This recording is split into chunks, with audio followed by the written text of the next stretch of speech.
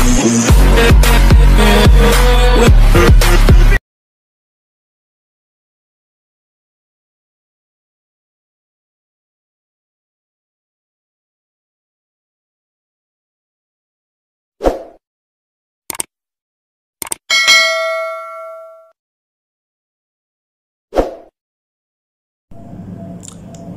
apa khabar? Baiklah, kita bertemu lagi dalam video ataupun perkongsian kali ini. Baik, untuk perkongsian kali ini, saya nak berkongsi mengenai kata ganti nama diri. Tetapi, saya lebih berfokus kepada kata ganti nama diri laras bahasa istana. Pernah dengar tak kata ganti nama diri laras bahasa istana? Baik, kenapa kita kena tahu kata ganti nama diri laras bahasa istana? Seperti yang kita tahu bagi soalan pemahaman, ada juga yang kena menulis respon berdasarkan gambar. Ada kalanya soalan itu menunjukkan gambar yang berkaitan dengan yang perlu menggunakan bahasa klasik ataupun bahasa istana. Baik, contohnya seperti tuanku, beta, patik dan sebagainya.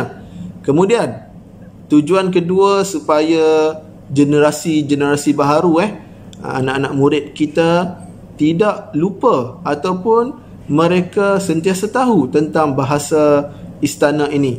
Jadi sedikit sebanyak saya harapkan daripada video ini dapatlah memberikan input yang terbaik ataupun sedikit input supaya kita dapat menambah pengetahuan kita tentang kata ganti nama diri laras bahasa istana. Baik, yang pertamanya beta.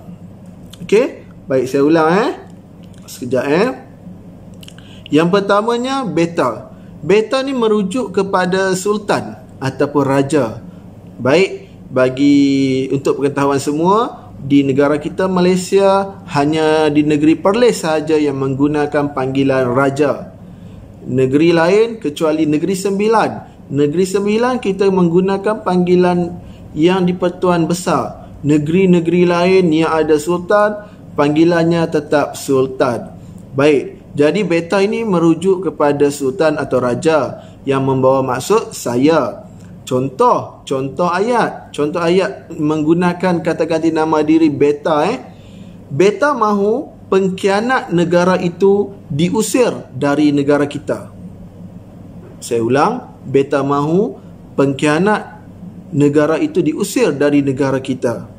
Okey, itu contoh menggunakan kata ganti nama diri beta. Yang kedua tuanku. Tuanku ni membawa maksud awak. Okey, awak. Tetapi apabila atau digunakan ketika seorang rakyat bercakap dengan sultan atau raja. Okay, seorang rakyat bercakap dengan sultan ataupun raja. Jadi rakyat tersebut akan menggantikan perkataan awak dengan perkataan tuanku. Minta maaf, menggantikan perkataan awak dengan perkataan tuanku. Baik, contoh ayat. Ampun tuanku, Laksmana datang menghadap tuanku. Saya ulang, ampun tuanku, Laksmana datang menghadap tuanku. Okey, boleh dapat beta dengan tuanku. Yang seterusnya bagi kata ganti nama diri laras bahasa istana ialah patik. Patik ni maksudnya sama dengan saya, tetapi digunakan ketika rakyat biasa bercakap dengan raja ataupun sultan. Yang digunakan oleh rakyat tersebut bagi menyebut dirinya. Jadi rakyat tersebut akan menggunakan perkataan patik. Baik, contoh ayat yang kita boleh bagi menggunakan patik.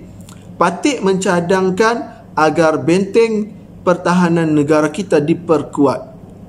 Saya ulang, patik mencadangkan agar benteng pertahanan negara kita diperkuat. Baik, seterusnya yang nombor berapa? Nombor 3. Okey, nombor 4. Minta maaf, nombor 4, baginda.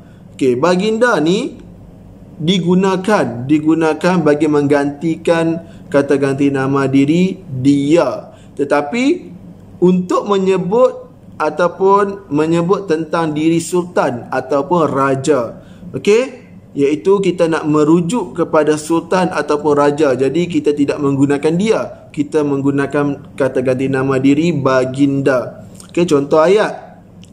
Baginda mencemaduli untuk meninjau kawasan kampung kita.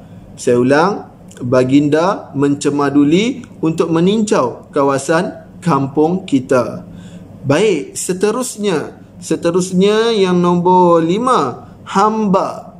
Okey, hamba juga maksudnya sama dengan saya, tetapi penggunaannya berbeza berbanding dengan beta. Okey, hamba ni digunakan ketika bercakap dengan orang kebiasaan ataupun rakyat biasa. Jadi rakyat bercakap dengan rakyat, jadi dia akan guna perkataan hamba bagi menggantikan perkataan saya. Okey, jelas? Baik, contoh ayat, hamba datang kemari membawa hajat. Contoh ayat, hamba datang kemari membawa hajat.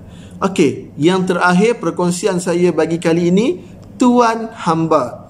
Okey, tuan hamba ni maksudnya sama juga dengan awak ataupun kamu, tetapi digunakan ketika rakyat biasa bercakap dengan rakyat biasa. Jadi dia menggunakan perkataan tuan hamba bagi menggantikan perkataan awak. Okey, contoh. Apakah gerangan tuan hamba datang kemari? Saya ulang, apakah gerangan tuan hamba datang kemari? Jadi itu saja perkongsian saya bagi kali ini.